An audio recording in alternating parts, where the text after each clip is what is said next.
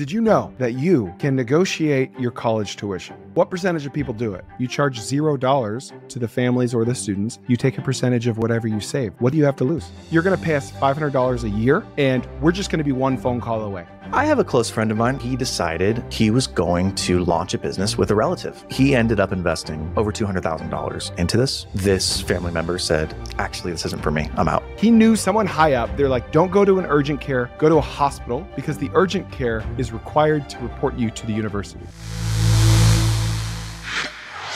Did you know that you can negotiate your college tuition? Did you know that? Anyone? Yes. It's negotiable. What percentage of people do it? It's got to be less than 5%. I don't have the answer, so whatever you say, I'll believe. We're going to say 4%? Perfect. 4%. Let's call it 4. That's a fact. 4% of people try to negotiate their tuition. What percentage of people even know it's possible? Give me a number. I'll believe it immediately. In the same percentage ballpark, 5%. Yeah. I didn't know it until about a month ago when I heard it on another podcast, which I won't mention. Don't say the name. But does it rhyme with Fishers-Gillian? No, not at all, actually. Was that believable? So funny. All right. So I've done some research. I did some homework here. I don't know of any company doing tuition negotiations as a service. Why not? Why would we not do this? It's an alignment of incentives. You charge $0 to the families or the students. You take a percentage of whatever you save. What do you have to lose? Poke holes in it. What are we doing? I think it's very analogous to insurance. More people know about this. Did you know you can negotiate the bill from your insurance company, medical health insurance, right? I'm not talking about the premium. I'm talking about when you get a bill from the hospital. It's like, oh, I had my kidneys removed. Kidneys removed. Well, anyways, who does that? Appendectomy. You can negotiate with them. Now, most people don't negotiate with them, but you can negotiate with them. And I think that there are some businesses around negotiation as a service, but that's also not very popular. The reason I think that it's not more popular, and the reason I brought up insurance, is because there are so many different insurance companies that you have to talk to the decision maker. And there's many different potential decision makers at each insurance company. And the same feels true to me for universities, is like, you can't just group, oh, okay, these are the 10 universities I applied to and I got into. I'm going to group negotiate with them, or at least from the outside. That would be my reasoning. Is it'd be very hard to build individual relationships at scale that allow you to then negotiate. Well, it all goes to the admissions office. I'm just saying there's a lot of people in the admissions offices, and there is potentially a significant amount of turnover. And so you'd have to build individual relationships with individual universities. That doesn't necessarily scale. You could start it at like I went to USC. Cool. I'm the USC tuition negotiator. I could see that being like a good standalone business. Well, from what I understand, I read some Reddit posts from parents that have done this successfully for their kids. And you don't really need a long-standing relationship. It's kind of like... Chris, did Lori Loughlin post this? I don't know who that is. And I'm too afraid to ask at this point. She's the aunt from Full House who paid... Remember the whole celebrity... Oh, yeah. It'd get people on the row team. Yeah. It's like, this is how they got them into college. All right, sorry. Keep going. No, like, I see what you mean, but I don't think that's how you frame yourself when you make this call. You're like, hey, I'm working with Susie. You know, she really wants to get into USC. It's her top choice, but our budget for tuition is only X and you guys are at Y. What can you do? Like, that's how the conversation goes. You just need to talk to the admissions office, and preferably right before they're about to close admissions, because these guys have quotas and goals that they want to hit. And historically, over the last few years, tuition keeps going up and enrollment is going down, which means they're more desperate. You'd think that those things wouldn't both be happening at the same time, right? Who would have thought that a university doesn't know how supply and demand works? Who would have thought that? So I don't see it, and you could be right in that this how it would be in reality, but I don't see it as something that's very relationship driven. Like, hey, it's me again. Hey, I've got this student. Hey, it's me again. It's just like, hey, I represent so-and-so. She really wants in, but we need a break. And the savings might be like $8,000 a semester instead of $9,000, but over 8 semesters. And if you take 30% of that, that's very tangible. And people don't like to negotiate. We know that negotiations as a service is a thing. Andrew Wilkins had a company that did it very successfully. They sold. And he's publicly said, I'm launching that again. I want to do that again because it was an amazing business. So it's basically that framework applied to universities. And the alignment of incentives is what I like because it's something that no one has to pay for. I only eat when you eat. We had a similar idea around having virtual assistants kind of negotiate car prices. Remember, this was like a couple of months ago that we talked about this. So I think negotiation as a service is a really, really good idea.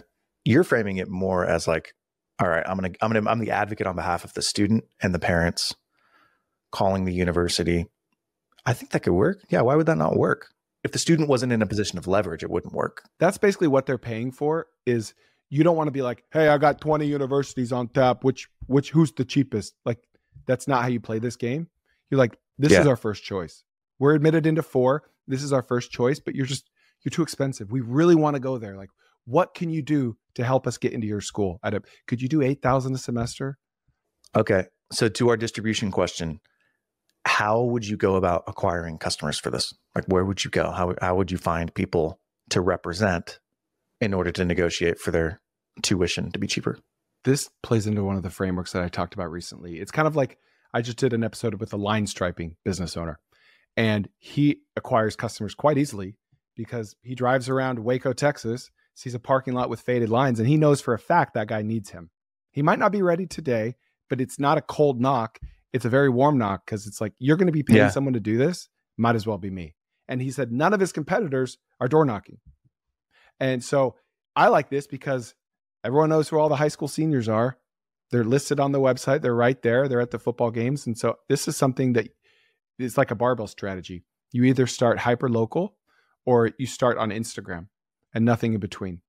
Go to your friends and families that have high school seniors and say, hey, I'm just testing this out. I'm not even going to take a percentage. I just want to learn my skills, hone my skills. Will you give me a testimonial if I even save you $1? What do you have to lose? Nothing. You've already been accepted. You have nothing to lose. Okay. Now you get some testimonials, throw them up on a website. Now you start charging 10 to 30% to locals to keep doing the same thing. Or this is a very similar idea to a guy I know on Instagram that does cold emailing as a service for parents that want their kid to get a scholarship, an athletic scholarship. And he only does it through Instagram. He makes a lot of money and he just posts content about how to get scholarships, how to reach out to coaches. You were smiling. Oh, because it made me think of the Lori Loughlin situation again, where they were paying people for, scholarships to the road team. I love this framework that we came up with. I mean, obviously it's an existing framework, but something that was a light bulb moment for us a couple of months ago. I would look at the piggybacking, where it's like, okay, who's already working with these individuals? So it could be the test prep companies. It could be the admissions prep companies, because there are companies that help you write your personal statement, that get you they just do an audit of like, well, what do your extracurriculars look like? And how is your application going to be? And I would probably target a specific, I'm going to use USC as an example. I went to USC. I would see if there's anybody in my network who works at USC, first of all, and I would contact the admissions office and see if they could give me a recommendation for the companies that they've seen students work with most likely to get a scholarship at USC. I know that's like a very specific question, but I think USC would know, like, oh man, Kaplan does a really good job preparing students for the admission process. And we've seen their students come through here, or whoever it is, right? Those admission departments are going to have relationships with these companies because that is very relational as well. It's like, oh, I talked to Laura at Cascade Test Prep. She's helping you. Oh, she's great. She's going to do a really good job of prepping, whatever your application. So I asked them who they work with, and then I would go to those companies and say, hey, look, free service. I eat what I kill, but I want to negotiate on behalf of these families because they're already a qualified student. They've gotten in. They're paying something. So now there's a negotiation process. I think that's probably where I would start, is by piggybacking off of those. I like that. Because like university admission coaching, that's like a well-established industry. How to get into Harvard, how to get into the school, or how to get scholarships. That industry's been around forever, right? We'll help you apply for scholarships. We'll help you with your essay writing. We'll develop your skills. We'll help you with your SAT or your ACT score. That's been around. So just piggyback on one of those guys and say, hey, you're not doing negotiations as a service. I'm really, really good at this. You don't pay me anything, but for every person you refer to me, I'll give you a third of my cut. What do you have to lose? Now, you better be good at negotiations. I would not do this business because I would be like, oh, you're charging $80,000? well, you better give me it for 60. And they're like, I mean, final offer is 79,999. Okay, fine. I'll take it. I'll take it. It's a win. I just wouldn't be good. I just wouldn't be good at negotiating with the universities. But if you're like a hardline negotiator, you go for it. You should, like, this would be something really cool to launch. Yeah. And I bet it's an easier negotiation than car dealerships, right? Because that's all those guys do all day. You're up against some, But with this, you're up against Susan in the front office that is like, and less than 5%. I mean, right. A very small minority of people negotiate anyways. So they're probably not used to negotiating. I like it. Let's get one. So I have a close friend of mine. I'm not going to say who he is because it would immediately out him. But he's successful. He has a really successful business, big business, does really, really well. And he's a very generous guy, smart guy. People love him, really well known in his community. And about a year ago, he decided he was going to launch a business with a relative. And this relative came to him and pitched him the idea. And this friend of mine is very wealthy. And so he's like, yeah, I'll put some money behind it. I want to invest in you. I want to see you be successful. And so they launch an apparel brand. I shouldn't say launch. They had the idea to launch an apparel brand. And this friend of mine, when he goes in, he goes all in. They launched a wire over to China. Yes.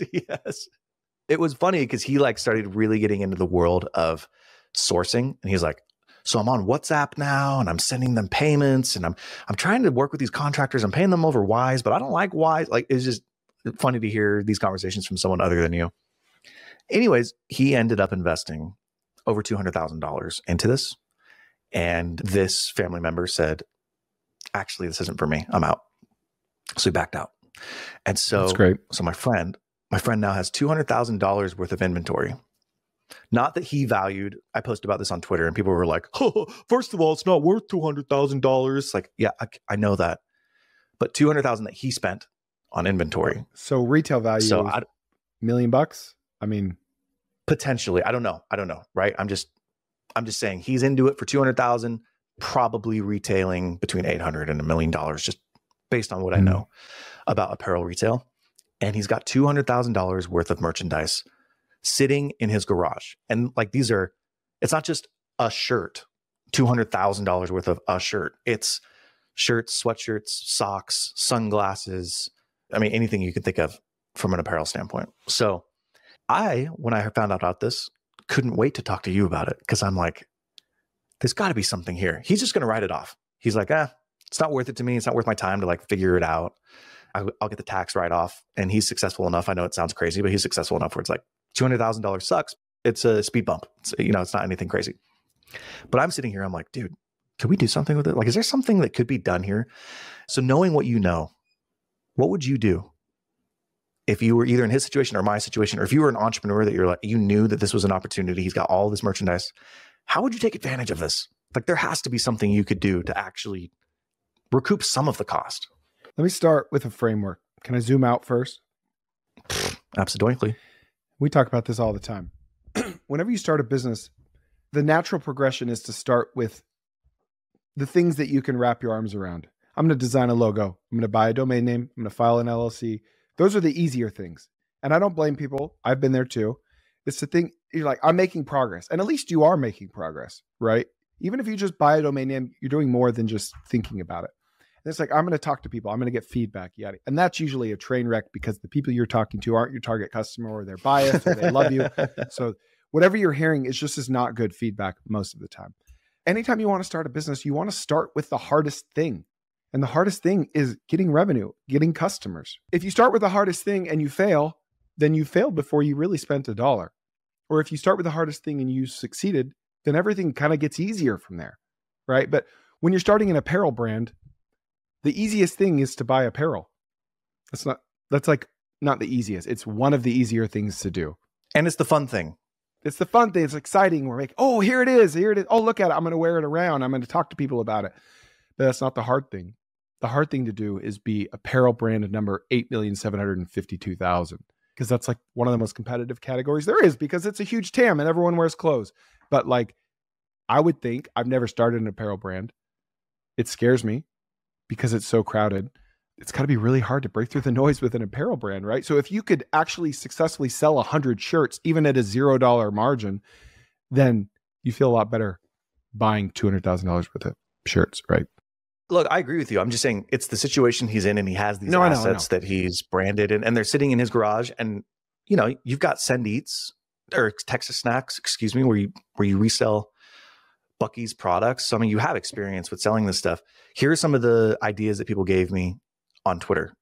Call a liquidator, because apparently companies liquidators will take these and resell them because they have their own distribution networks.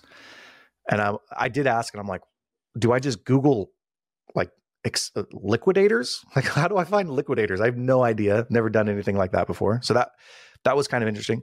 One of the ideas that I really liked was find a couple of influencers and just pay them to wear your apparel. And then I got an idea for him. Maybe you'll get some sales coming in. So that was, I'm gonna say a couple other ideas, and then I'll let keep going. Riff. So I thought that was kind of an interesting one.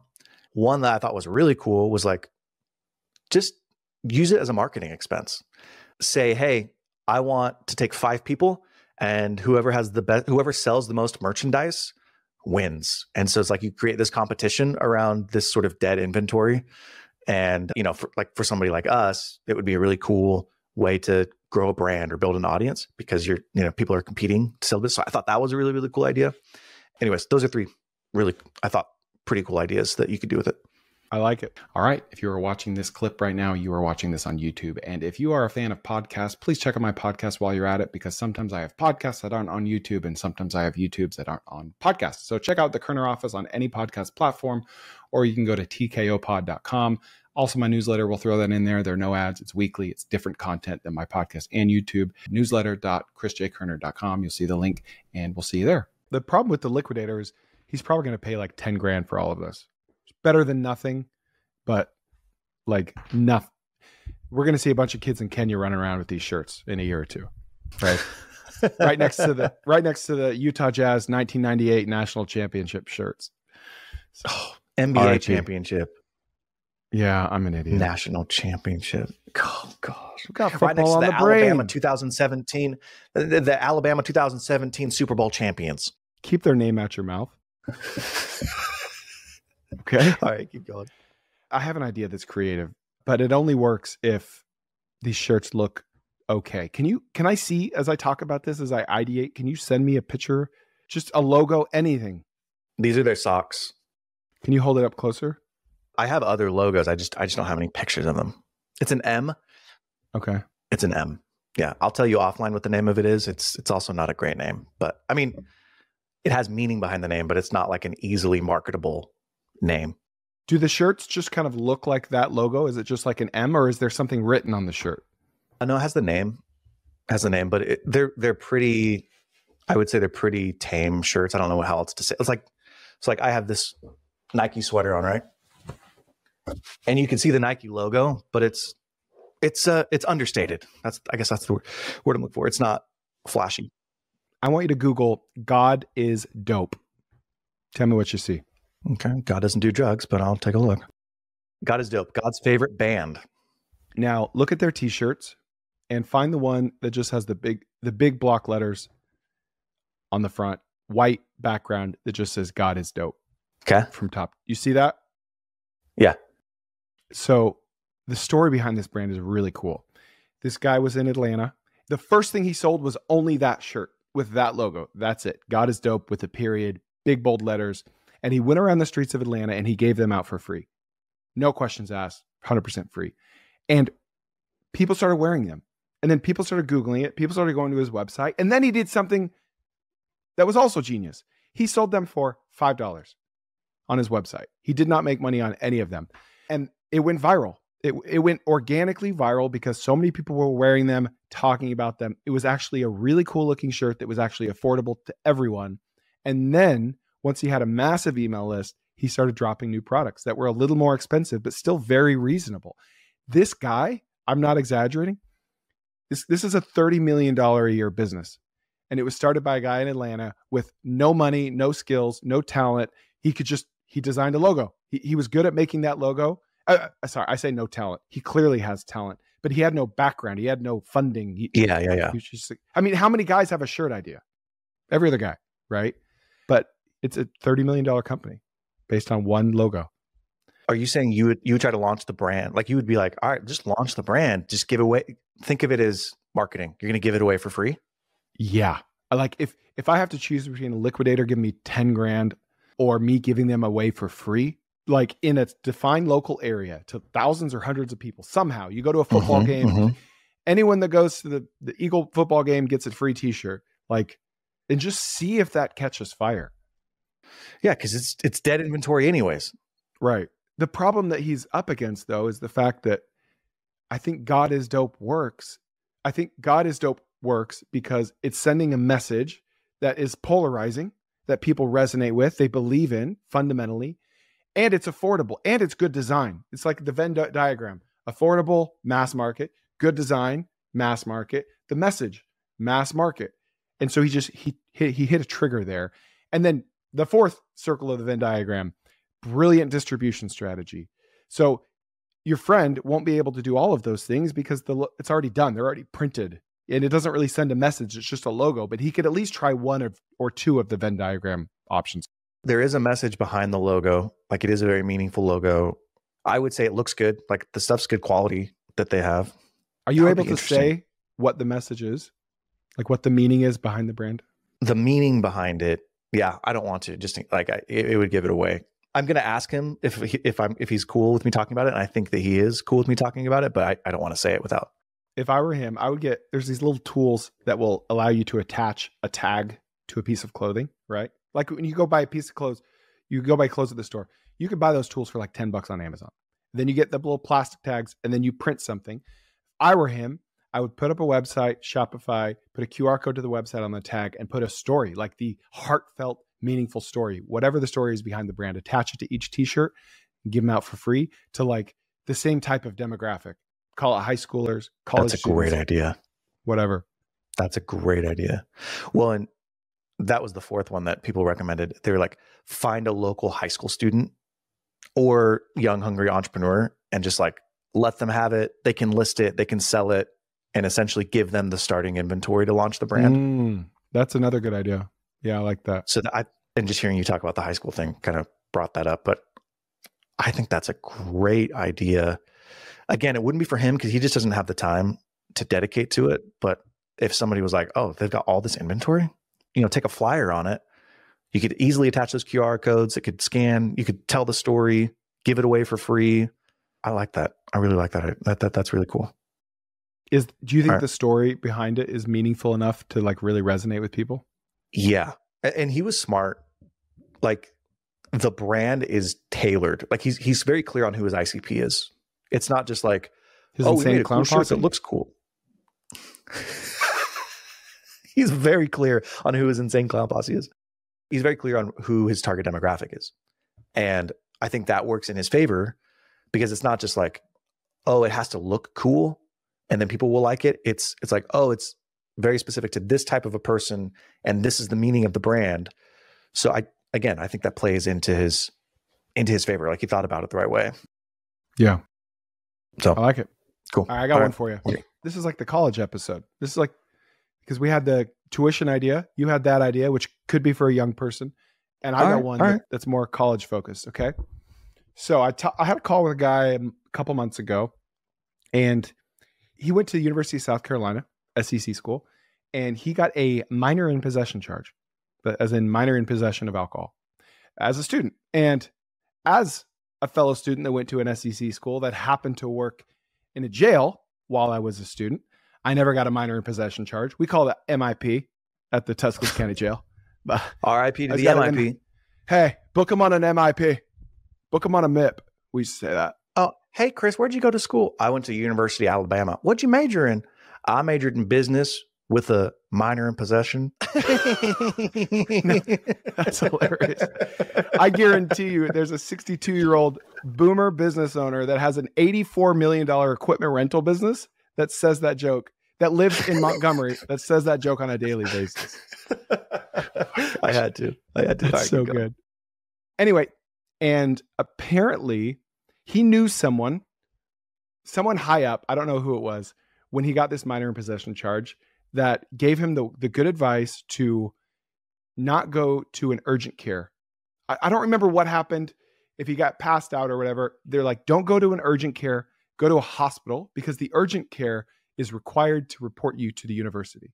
Or don't go to the urgent care on campus, because they will report you to the university and you could get kicked out of school. Okay. It was just like a little nuance that changed the game for him. He didn't get kicked out of school because he knew this. And then he thought, man, this is really helpful for me to know. How can I monetize this? And this was years later when he actually had the idea of how to monetize this. But he launched this website. I wouldn't call it a business because I don't think he's promoting it yet, but it's called Dean's List. And his thesis is that these rich SEC parents want their kid to be looked out for at school. They just want, okay, they're going to go there. They're going to rush for a fraternity. They're going to be a sorority. They're not going to have immediate access to them. Maybe they're a helicopter parent. Maybe they have money. They're overbearing, or whatever. They're worried about them. Maybe they just love their kid, right? Yeah. They want them to be looked out for. He had the idea to have like a service. It's kind of like an insurance policy where it's like, we know all the tricks of the trade. When you come in for Parents' Day, we know where you can get a table for brunch, where you can't. We know the bars you should go to, the bars you shouldn't. Your kid doesn't even know this stuff yet because they're a freshman. But we've got an inn in Columbia, South Carolina. We know all the tricks. If they get a minor possession, take them off campus. You're going to pay us $500 a year, and we're just going to be one phone call away. We're just going to wait. We'll give you some resources. We'll send you some PDFs, but we're one phone call away. It's like an insurance policy to keep an eye on your kid. They're not answering. Maybe their phone's dead. Maybe they're kidnapped. We'll go check in on them. What do you think? That would be a hilarious sales pitch. You know, maybe Heaven they have forbid. some questions about. Heaven forbid Maybe someone some kidnaps questions them. about. Well, it's just like throwing that in at the end. It's like, oh, you know, maybe they don't know what orientation is. Oh, that's true. Maybe they get a minor in possession. Oh, heaven! Oh, that would be terrible. You know, maybe they get kidnapped and sex trafficked to Mexico. And whoa, wait, what? Whoa. How common is that at this school? Ooh. That's pretty common. It's pretty common. Anyways, you know, maybe they stub their toe. Hold on, could we go back to the sex trafficking thing? You're talking about my son, right? Oh, it's very prevalent amongst young men. Very prevalent here. Anyways, is it only geared towards like parents to get their kids out of trouble? No. Or is it, hey, welcome to campus. Here's the cool places to. It's like a trusted third party that can just step in to help. Like a TripAdvisor, well, not even a TripAdvisor. It's like a TripAdvisor is just you're reading and getting advice. This is like someone you could reach out to, like a concierge service to. Could you check on Timmy? I haven't heard from him in 3 hours. Yeah, it could be as hands-on or as hands-off as you want, and you'd have to price it accordingly. So it's like, hey, we'll get you a reservation for Parents' Day. It could be a weekly newsletter. We're going to tell you everything going on in the city. We're going to tell you the good places to rent a dorm, the bad places to rent a dorm, because sure, you know where to rent a dorm freshman year because they're required to live on campus, but sophomore year, they're not. But you don't want them to be in the wrong area. Like, we will be there every step of the way. I thought it was an interesting idea. It is there has to be something else that's already existing, right? Like, because people just have these questions. Do they just go to Facebook right now and look, or are they like Googling stuff? If you could get the students to recommend and rate, like, oh, this is the best bar near campus. This is the best place to, I don't know, rent your second year. This is your best place to live senior year. And the students are telling you that could be really valuable. But I have to believe there's already existing. I think what people are doing is they're just in like random Facebook groups, like parents of University of South Carolina students. And they're just kind of talking one off. But I think there's a whole business around taking Facebook groups off of Facebook. I was just going to say that I like the idea of not building a group in a community because like that just takes a lot of work to get it spun up. Essentially, you're selling an info product. It's like, all right, cool. Here's the PDF. You know what I mean? Just like these are the most recommended places, and maybe you update it once a quarter, but then you don't have to worry about sourcing or users leaving comments or anything. Like, you just are the trusted source, and then you give the information once a quarter. The only thing that would give me pause is like, I don't know if I want parents calling me for random, like, call the police if you're that concerned. Because otherwise, like, what are they going to be calling you for? Here's what I think it is. It's you join all the Facebook groups and you aggregate the data with Zapier and you put it in a newsletter. And it's a paid newsletter, but it's paid by semester. Maybe it's $100. And every week the parents get a highlight of everything that's happening in the city that they're not going to see on Google. They're not going to find on the news. It's just going to be kind of like gossip from these local Facebook groups. Maybe it's only that, or maybe it's that plus like the insurance concierge service for a higher price. I laugh because I feel like everything comes back to newsletters. It just makes so much sense. Like it's a no-brainer. It's a no-brainer. I love it though. All right. Here we go. Marry, date, or kill. I'll give you my picks. You'll give me yours, and then we'll talk about them. So I would marry the reselling of inventory idea. I would date the university TripAdvisor idea. And I would kill the farmer's market food idea just because I hate food products. And then in no man's land would be piggybacking off of pet companies and the university negotiations. I would marry the university negotiations business. I would date specifically the slanging authentic pizzas at a farmer's market idea after doing market research to see if it would work or not. The biggest asterisk ever. But I won't say why. And I would kill the last idea that I just brought up, the university concierge parent idea. Yeah, let's start with the marry idea. I said marry the inventory idea, and you said marry the university negotiations. Okay, why would you marry the negotiations? It's got everything I love, baby. Costs $0 to start. You can scale it. It's a proven industry. It's a proven tactic that's not being used in this industry. But you already know that you can negotiate your tuition, so we don't have to wonder about that. I had it in no man's land just because of my own personal pride. Like I just would not enjoy that business, the negotiation part of it. So I agree with you though. Those are good points. I like the inventory idea for someone who's just like, I want to get into entrepreneurship because it's $200,000 of just inventory. And he's already written it off at this point. So they could test a bunch of stuff. They could throw up an e-commerce site. They could mess around with Google ads. They could mess around with Facebook ads. They could do just a bunch of different things and learn basically on somebody else's dime. So you could acquire a really good skill set and potentially make some money at it. That's why I liked that idea. I thought it was fairly easy to launch. I really like the university TripAdvisor idea because I think that if you were a student at a university, you could easily put this together and start selling it. And then I killed the farmer's market stuff just because I hate food. I just think that's such a hard business to scale. What did you date? The pizza idea. Why? I'm not trying to scale everything. I'm trying to have fun, man. With the pizza idea, I think you could make $1,000 in 4 hours of net profit. So you're saying personally, it's like you like that idea enough where you're like, oh yeah, I'd date that idea just because I think it'd be fun. Not necessarily like as a recommendation to someone to. No, these are just what I like personally. Yeah. Not that they're necessarily the Dude, best. You would have so much fun with that. Appeal. I would. You and my brother-in-law Owen remind me of each other in this sense because you both love food, and I could see you like after having a big exit and you don't ever have to work again, you're just like tinkering on like food ideas. Like every year around this time, he sells caramel apples. I could see you just like every year, like, oh, headed to the farmer's market this weekend, and people are like, Chris, what are you doing? Why are you wasting time at the farmer's market? You make like $10 each time. You're like, I just love it. I love talking to people and having them try my pizza. Like that just reminds me of you. It'd be awesome. That'd be rad. All right, what did you kill? University concierge. Why'd you kill it? It's just not proven. I don't know that there's demand. That scares me. I'd rather be copying someone that's doing this. All right, cool. All right, marry, date, or kill. I love it. All right, that's a wrap. All right, what'd you think? Please share it with a friend, and we'll see you next time on the Kerner Office.